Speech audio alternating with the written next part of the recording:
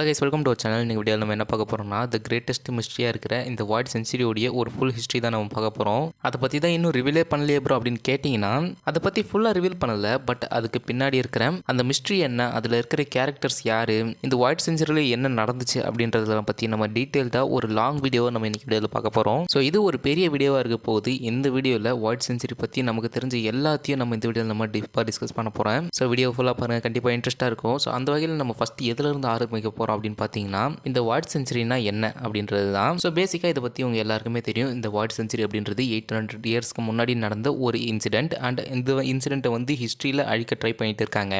So இந்த incident தான் இந்த ஒன் பீஸ் ஸ்டோரிக்கு ஒரு மெயின் பாயிண்டாக அமையுது. பிகாஸ் இந்த ஒரு இன்சிடென்ட் நடக்கலைன்னா மேபி இந்த ஒன் பீஸ் ஹிஸ்ட்ரியில் வேறு எதனா நடந்திருக்க வாய்ப்பு இருக்கு. பட் இந்த பர்டிகுலர் டைமில் எது ஒன்று இந்த வேர்ல்டு கவர்மெண்ட் பண்ணியிருக்கிறதுனால இந்த ஒரு இன்சிடென்ட் இந்த ஸ்டோரிக்கு கொஞ்சம் மெயின் பாயிண்டாக இருக்கு. ஆக்சுவலாக இந்த இன்சிடென்ட்டில் என்ன நடந்திருக்கு அப்படின்னு பார்த்தீங்கன்னா, இந்த இன்சிடென்ட்டில் ரெண்டு பர்டிகுலர் ஸ்டோரி இருந்திருக்கு. ஒன்று வந்து ஜாய் பாய் அண்ட் இன்னொன்று வந்து பார்த்தீங்கன்னா வேர்ல்டு கவர்மெண்ட். ஸோ ஜாய் பாய் ஃப்ரீடமை தேடி போன ஒரு கேரக்டராக காமிச்சிருக்காங்க. அதே போல் இந்த வேர்ல்டு கவர்மெண்ட் இந்த வாய்ட் சென்ச்சுரியில் இந்த வேர்ல்டு கான்குரர் பண்ண ட்ரை பண்ணியிருக்கணும். ஸோ இந்த வாய்ட் சென்ச்சுரியில் இதுதான் ஒரு ஸ்டோரியாக இருந்திருக்கு. ஃப்ரீடம் அண்ட் கான்குரர் இவங்க ரெண்டு பேருக்குள்ளேயும் ஒரு சண்டை நடந்திருக்கு.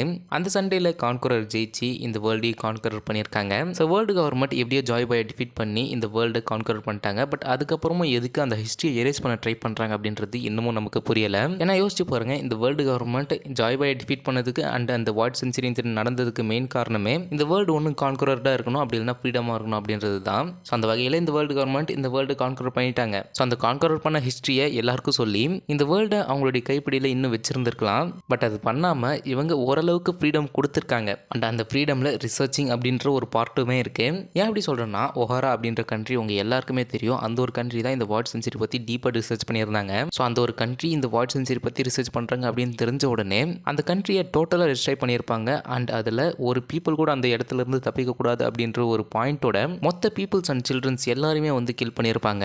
ஸோ அவ்வளோ க்ரியூவலாக ஒரு இன்சிடென்ட் நடத்துகிற அளவுக்கு அந்த வாய்ட் சென்ச்சுரியில் என்ன நடந்துச்சு அண்ட் அது ஏன் இவங்க பர்டிகுலராக ரிசர்ச் பண்ணணும் அப்படின்ற ஒரு கேள்வியும் நமக்கு எழுப்பதான் செய்யுது. அண்ட் அதே போல் இந்த ஒரு டெஸ்ட்ரக்ஷனுக்கு அப்புறமா இதுக்கப்புறமா யாருமே இந்த ஃபார்பிடனான ஹிஸ்ட்ரியை ரிசர்ச்சே பண்ணக்கூடாது அப்படின்ற மாதிரி ஒரு ரூலை கொண்டு வந்தாங்க.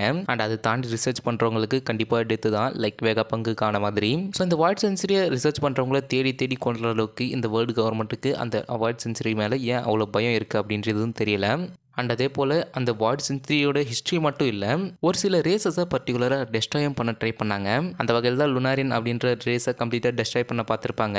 ஸோ எதுக்கு இவ்வளோ விஷயத்தை இந்த வேர்ல்டு கவர்மெண்ட் பண்ணணும், அதுவும் அந்த ஹிஸ்ட்ரி நடந்ததுலேருந்து எதுக்கு இந்த வேர்ல்டு கவர்மெண்ட் இவ்வளோத்தையும் பண்ணிட்டு இருக்காங்க அப்படின்றது நமக்கு இன்னும் தெரியல. அண்ட் அதே போல் ஒஹாரா பற்றி பேசுகிறோம்னா, இந்த ஒஹாரா டெஸ்ட்ராய் ஆனது அப்படின்னு பார்த்தோம்னா கோல்டி ராஜர் இந்த ஒன் பீஸை ஃபைண்ட் பண்ணதுக்கு அப்புறமா தான். ஸோ ராஜர் ஒன் பீஸ் ஃபைண்ட் பண்ணதுக்கு அப்புறமா இந்த கிராண்ட் லைன் அவர் கான்கரர் பண்ணார். அண்ட் அதுக்கப்புறமா தான் நிறைய பீப்புள்ஸ் நான் ஒன் பீஸை ஃபைண்ட் பண்ண போகிறோம் அப்படின்னு நிறைய பேர் ஃப்ரீடமோட கிளம்புனாங்க. அண்ட் இதெல்லாம் நடந்த உடனே தான் இந்த வேர்ல்டு கவர்மெண்ட் கொஞ்சம் சிவியரான ரூல்ஸை கொண்டு வராங்க. அப்படிதான் இந்த ஒஹாரா டெஸ்ட்ராய் ஆகுது. அண்ட் அதே போல் நம்ம ராஜர் வந்து இந்த ஒன் பீஸை ஃபைண்ட் பண்ணியிருப்பார் இல்லையா, அந்த டைமில் வந்து இந்த ஒன் பீஸை பார்த்து அவர் சிரிச்சிருப்பாரு. ஸோ அந்த இடத்துல சிரிக்கிற அளவுக்கு என்ன இருக்குது அப்படின்ற ஒரு கேள்வி எல்லாருக்குமே இருக்கதான் செய்யுது. பிகாஸ் ஒன் பீஸ் வந்து ஒரு சீரியஸான ஸ்டோரியாக இப்போ போயிட்டு இருக்கு. கிட்டத்தட்ட எண்ட் கேம் நெருங்கிட்டோம். அண்ட் ஒன் பீஸோட இம்பாக்ட் அப்படின்றதுமே கொஞ்சம் கொஞ்சமாக அதிகமாக இருக்கிறப்ப, ஆனால் நம்ம ராஜர் மட்டும் எதுக்கு அந்த ஒன் பீஸை பார்த்து சிரிச்சாரு அப்படின்ற ஒரு கேள்வி இருக்கதான் செய்யுது. அதே போல் நம்ம சீக்கிரமாக ரீச் ஆயிட்டு அப்படின்ற மாதிரி சொல்லியிருப்பாரு. ஸோ இதுக்கு பின்னாடி இருக்கிற மீனிங்லாம் தெரிஞ்சுக்க நமக்கு ரொம்ப நாள் ஆகும்னு நினைக்கிறேன். எனவே இதெல்லாம் ஒரு பக்கம் இருக்கட்டும். ஸோ இதை தாண்டி ஜாய் பாய் அப்படின்ற கேரக்டர் இந்த வாய்ட் சென்ச்சுரியில் இருந்திருக்காரு. இந்த ஒரு கேரக்டர் இப்போ இருக்கிற ப்ரெசென்ட் கேரக்டர்ஸ் கூட ரொம்ப கனெக்டடாக இருக்காரு. அண்ட் அந்த கேரக்டர்ஸ் அப்படின்றத தாண்டி எங்கே போனாலும் இப்போ ஜாய் பாய் ஒரு கனெக்டடான கேரக்டராக இருக்காரு. இப்போ லைக் இப்போ நம்ம எல்பாஃபில் இருக்கோம்னா எல்பாஃப் கூட நம்ம ஜாய் பாய் கனெக்டடாக இருக்காரு. அண்ட் லாஸ்ட் நம்ம எக்கே டார்க்கில் பார்த்தோம்னா எமத் கூட ஒரு கனெக்டடான கேரக்டராக இருக்காரு. ஸோ யார் தான் இந்த ஜாய் பாய் அப்படின்ற ஒரு பெரிய கேள்வி இருக்குதா செய்யுது. பட் இப்போதைக்கு கொஞ்சம் கொஞ்சமாக அதை ரிவீல் பண்ண ஆரம்பிச்சிருக்காரு நம்ம எச்சரோட. பட் ஸ்டில் அந்த ஒரு மிஸ்ட்ரி இருக்க தான் செய்யுது. அண்ட் அந்த ஒரு ஆர்வமும் வந்து ரொம்ப அதிகமாக தான் இருக்குது. ஏன்னா எனக்கு இப்போ பேசுகிறப்பவே அந்த கேரக்டர் எப்படி தான் எச்சரோட ப்ரெசென்ட் பண்ண போகிறாரு அப்படின்ற ஒரு ஆர்வம் எனக்கு இருந்துகிட்டே தான் இருக்குது. மேபி ஒரு 30 சாப்டர்ஸ்குள்ளே ஜாய் பாய் பற்றி நம்ம கொஞ்சமாவது தெரிஞ்சுக்க முடியும்னு நினைக்கிறேன். ஸோ வெயிட் பண்ணி பார்க்கலாம்.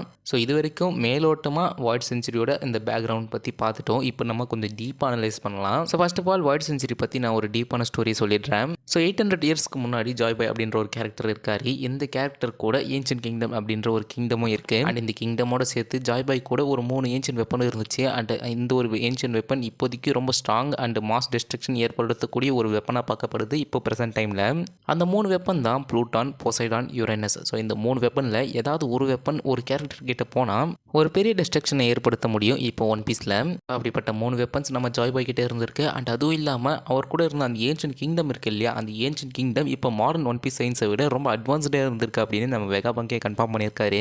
அண்ட் அதுவும் இல்லாமல் நம்ம ஜாய்பாயுமே ரொம்ப பவர்ஃபுல். ஸோ இப்படி இருக்கிற டீமுக்கு அகேன்ஸ்டாக இருக்கிற இன்னொரு டீம் தான் இந்த வேர்ல்டு கவர்மெண்ட். இந்த வேர்ல்டு கவர்மெண்ட் அப்படின்றது பார்த்தீங்கன்னா 20 கிங்டம்ஸ். ஸோ அந்த 20 கிங்டம்ஸும் ஏதோ ஒரு ரீசனுக்காக நம்ம ஜாய்பாய் கூட ஃபைட் பண்ணியிருக்காங்க. அண்ட் அந்த ஒரு ரீசன் தான் இப்போதைக்கு ஒரு மிஸ்ஸிங் பாயிண்ட்டாக இருக்குது. ஏன்னா அந்த ரீசன் தெரிஞ்சுன்னா கண்டிப்பாக இந்த வாய்ட் செஞ்சுரியோட ஃபுல் ஹிஸ்ட்ரி அப்படின்றதே ரிவீல் ஆகிடும். ஸோ ஏதோ ஒரு ரீசனுக்காக ஜாய்பாய் கூட ஃபைட் பண்ணியிருக்காங்க. அண்ட் இந்த ஒரு ஃபைட்டில் நம்ம ஜாய்பாய் டிஃபீட் ஆகியிருக்காரு. அண்ட் இத்தனைக்கும் ஜாய்பாய் சன் கார்டாக இருந்த ஒரு கேரக்டர் அந்த டைமில். ஸோ இதை பற்றி கன்ஃபார்மாக சொல்லலாமா இல்லையா அப்படின்றது எனக்கு கரெக்டாக தெரியல. ஸோ ஜாய்பாய் அப்படின்ற ஒரு கேரக்டர் சன் காட் பவர் இல்லாத ஒரு கேரக்டரா இல்லை அந்த பவர் இருந்த ஒரு கேரக்டர் அப்படின்றது நீங்கள் கமெண்ட் பண்ணுங்கள். ஸோ இப்படி இருக்கிற கேரக்டரை அந்த 20 கிங்டம்ஸ் டிஃபீட் பண்ணியிருக்காங்க. அந்த விக்ட்ரி அச்சீவ் பண்ண 20 கிங்டம்ஸ் வேர்ல்டு கவர்மெண்ட்டாக மாறுறாங்க. அண்ட் அந்த 20 கிங்டம்ஸ் உடைய ராயல் ஃபேமிலி எல்லாருமே வந்து வேர்ல்டு நோபல்ஸாக மாறுறாங்க, அதாவது செலஸ்டியல் ட்ராகன்ஸாக மாறுறாங்க. ஸோ இதுதான் ஓரளவுக்கு டீப்பான ஸ்டோரி. அண்ட் இதுக்கப்புறம் பேச போகிறதுல மீதி இருக்கிற ஸ்டோரி எல்லாமே உங்களுக்கு புரிஞ்சிடும். ஸோ அப்படி இந்த ஏன்ஷியன்ட் கிங்டம் பற்றி ஃபஸ்ட்டு பார்க்கலாம். ஸோ இந்த ஏன்ஷியன்ட் கிங்டம் பற்றி ஃபஸ்ட்டு பார்த்தோம்னா இது ஒரு அட்வான்ஸ்டான சிவிலைசேஷன். அதுவும் இப்போ ப்ரெசென்ட்டில் இருக்கிற அந்த ஒன் பீஸ் சயின்ஸை தாண்டி ரொம்ப அட்வான்ஸ்டான கிங்டமாக இருந்திருக்கு. அண்ட் எமத் அப்படின்ற ஒரு ரோபோட்டை லாஸ்ட் நம்ம அந்த இகே டார்க்கில் பார்த்துருப்போம். அந்த ஒரு ரோபோட்டும் இந்த ஒரு ஏன்ஷியன்ட் கிங்டம் சேர்ந்ததாக தான் இருக்கும் அப்படின்னு நினைக்கிறேன். அதே போல் இந்த ஏன்ஷியன்ட் கிங்டமில் இருந்த பீப்புள்ஸ் தான் இப்போதைக்கு டீக்ளான் மெம்பர்ஸாக இருக்காங்க அப்படின்ற மாதிரி பேசப்படுது. அண்ட் அந்த டீக்ளான் மெம்பர்ஸ் செலஸ்டியல் டிராகன்ஸ்க்கு ஒரு ஸ்வான் எனிமீஸாக இருந்துகிட்டே இருக்காங்க. அந்த அளவுக்கு இந்த டீக்ளான் மெம்பர்ஸ் செலஸ்டியல் டிராகன்ஸ்க்கு என்ன பண்ணாங்க அப்படின்றது நமக்கு இன்னும் தெரியல. அண்ட் இந்த கிங்டம்ல இருந்து தான் அந்த ஃபோனோகிளிஃப்லாம் உருவாக்கப்பட்டுச்சு அப்படின்ற மாதிரி சொல்கிறாங்க. ஸோ இந்த ஃபோனோகிளிஃபில் இந்த ஏன்ஷியன்ட் கிங்டம் உடைய ஹிஸ்ட்ரி எல்லாத்தையும் வந்து ரைட் பண்ணி வச்சிருப்பாங்க. அண்ட் அது மட்டும் இல்லாமல் ஒன் பீஸை ரீச் பண்ணுறதுக்கான வழியுமே இந்த ஃபோனோகிளிஃபில் இருக்கும். ஸோ அது வந்து இந்த ஏன்ஷியன்ட் கிங்டமில் தான் எழுதப்பட்டுச்சு அப்படின்ற மாதிரி சொல்கிறாங்க. ஸோ இதுதான் ஏன்ஷியன்ட் கிங்டம் உடைய ஹிஸ்ட்ரி நமக்கு தெரிஞ்சது. அண்ட் அப்படியே நம்ம அந்த 20 கிங்டம்ஸ் பக்கம் போனோம்னா ஸோ இந்த 20 கிங்டம்ஸ் பற்றி ஆல்ரெடி சொன்ன மாதிரி தான் இந்த 20 கிங்டம்ஸ் சேர்ந்து அந்த ஏன்ஷியன்ட் கிங்டமை அப்போஸ் பண்ணியிருக்காங்க. அண்ட் அதுவும் இல்லாமல் அந்த கிங்டமை டிஃபீட்டும் பண்ணியிருக்காங்க. அண்ட் அதுக்கப்புறமா இவங்க எல்லாருமே வேர்ல்டு கவர்மெண்ட்டாக மாறினதுக்கப்புறமா அந்த 100 இயர்ஸ், அதாவது 800 to 900 இயர்ஸ் இருக்கு இல்லையா, அதில் நடந்த ஹிஸ்ட்ரி எல்லாத்தையுமே எரேஸ் பண்ணிட்டு அது வாய்ட் ஹிஸ்ட்ரி அப்படின்ற மாதிரி எல்லா பீப்புள்ஸ்க்குமே சொல்லியிருக்காங்க. ஸோ அந்த டைமில் நடந்த எல்லா இன்சிடென்ட்டுமே இந்த ஒரு டீமால் தான் எரேஸ் பண்ணப்பட்டிருக்கு. அண்ட் அதே போல் இப்போ ப்ரெசென்ட் டைமில் இந்த ஒரு வேர்ல்டு கவர்மெண்ட் பொறுத்த வரைக்குமே 20 கிங்ஸ் இருக்க மாட்டாங்க, வெறும் 19 கிங்ஸ் தான் இருந்திருப்பாங்க. பிகாஸ் அந்த 20 கிங்டம்ல இருந்து ஒரு கிங்டம் வெளியே வந்திருக்காங்க. அண்ட் அந்த ஒரு கிங்டம் தான் அலபஸ்தா. ஸோ அலபஸ்தாவை அந்த ஒரு பர்டிகுலர் டைமில் ரூல் பண்ணது அப்படின்னு பார்த்தோம்னா குயின் லில்லி.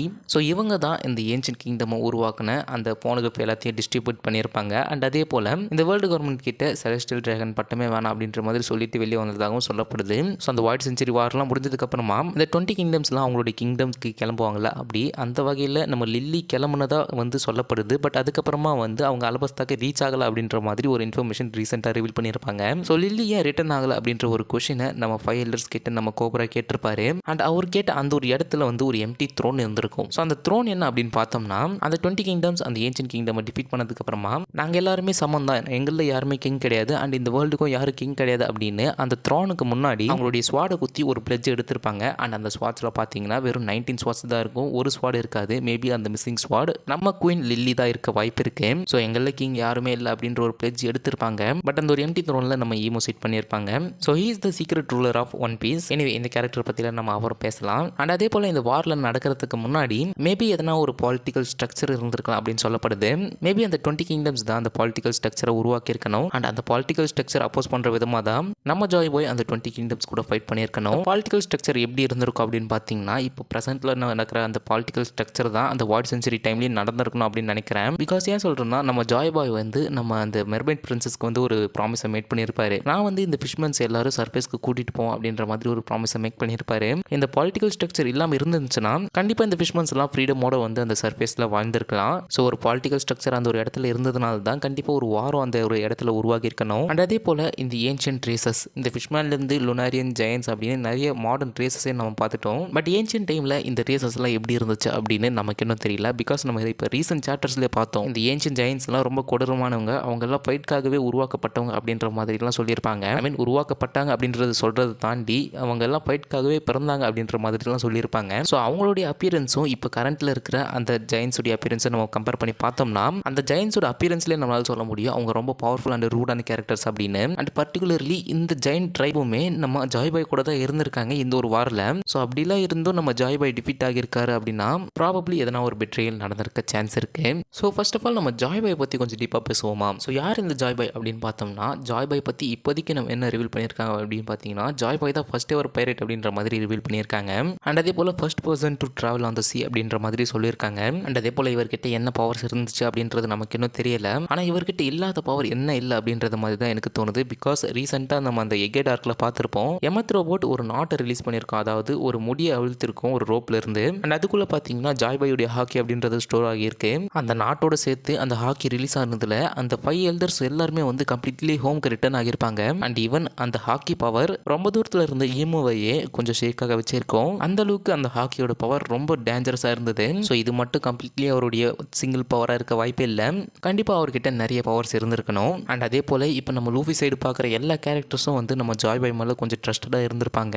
லைக் அந்த எமத் ரோபோட், ஃபிஷ்மன்ஸ், ஜுனிஷா இந்த மாதிரி நிறைய கேரக்டர்ஸ் வந்து நம்ம ஜாய் பாயை ரொம்ப ட்ரஸ்ட் பண்ணியிருப்பாங்க. ஸோ அதுக்கு பின்னாடி இருக்கிற ரீசன் என்ன அண்ட் அதே போல் ஜாய் பாய் என்ன ப்ராமிஸ் பண்ணார் அப்படின்றது எல்லாத்தையும் நமக்கு கம்ப்ளீட்டாக பார்த்தாகணும். ஏன் சொல்கிறேன்னா அவருடைய ப்ராமிஸ் தான் வந்து இவங்க எல்லாரையும் ட்ரஸ்ட் பண்ண வச்சிருக்கு. ஸோ அவர் அப்படி என்னதான் ப்ராமிஸ் பண்ணியிருக்காரு அப்படின்னு பார்த்தோம்னா ஃபர்ஸ்ட் ப்ராமிஸ் அப்படின்றது இந்த ஃபிஷ்மன்ஸ்க்கு கொடுத்துருக்காரு. ஸோ ஆல்ரெடி சொன்ன மாதிரி அந்த ஃபிஷ்மன்ஸை நான் சர்ஃபேஸ்க்கு கூட்டிகிட்டு போவோம் அப்படின்னு ஒரு ப்ராமிஸ் பண்ணி அதுக்காக நோவா அப்படின்ற ஒரு ஷிப்பையும் கிரியேட் பண்ணியிருப்பாரு. ஹவவர் அது ஃபெயில் ஆகிடுச்சு. பட் அப்படி இருந்தும் இப்போ வரைக்குமே அவங்க எல்லாருமே ஜாய் பாயோடைய ப்ராமிஸ் அப்படின்றது ட்ரஸ்ட் பண்ணிட்டு தான் இருக்காங்க. ஈவன் அந்த ஃபிஷ்மன் ஐலண்டை சுற்றி இருந்த அந்த ஃபிஷ்ஷஸ் கூட நம்ம ரூலர் வந்து நம்ம எல்லாரையும் ஒரு நாள் காப்பாற்றோம் அப்படின்ற மாதிரி அதுங்க தனியாக பேசிட்டு இருக்கோம். பட் யோசிச்சு பாருங்க ஒன்றுமே தெரியாத யாருக்குமே ப்ராப்ளம் கொடுக்காத அந்த ஃபிஷ்ஷஸ்க்கு என்ன ப்ராப்ளம்ஸ் இருக்குது அப்படின்ற ஒரு கேள்வி எனக்கு இந்த ஒரு இடத்துல கிரியேட் ஆகுது.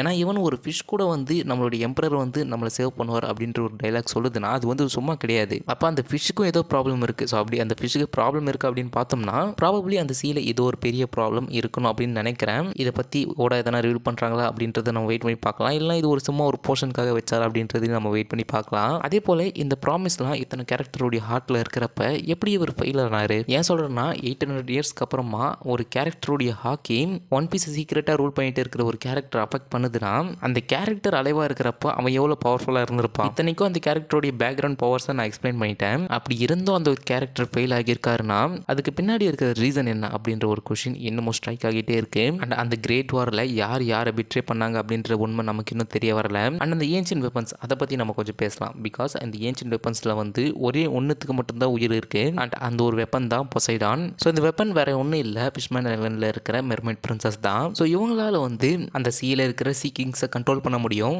அண்ட் அந்த சீக்கிங்ஸால் ஷிப்ஸ் அண்ட் ஈவன் ஐலண்டையே டிஸ்ட்ராய் பண்ணக்கூடிய பவர்ஸ் இருக்கு. ஸோ இது ஒரு கைண்ட் ஆஃப் டேஞ்சரஸான பவர் தான். அண்ட் அதே போல் இன்னொரு வெப்பன் பார்த்தோம் அப்படின்னு பார்த்தீங்கன்னா நம்ம ப்ளூட்டான் வெப்பன் தான். இந்த வெப்பன் அப்படின்றது என்ன அப்படின்னு பார்த்தீங்கன்னா வேற ஒன்றும் இல்லை ஒரு வார்ஷிப் தான். ஸோ இந்த ஒரு வார்ஷிப்புக்குமே ஒரு பர்டிகுலர் பவர் இருக்கு. அந்த பவர் பற்றி இன்னும் ரிவீல் பண்ணல. பிகாஸ் இன்னும் ஷிப்பே ரிவீல் பண்ணல. இப்போதைக்கு அந்த ஷிப்பை நம்ம பிளாக் பீட் தான் கான்குரர் பண்ண போறாரு அப்படின்ற மாதிரி தோணுது.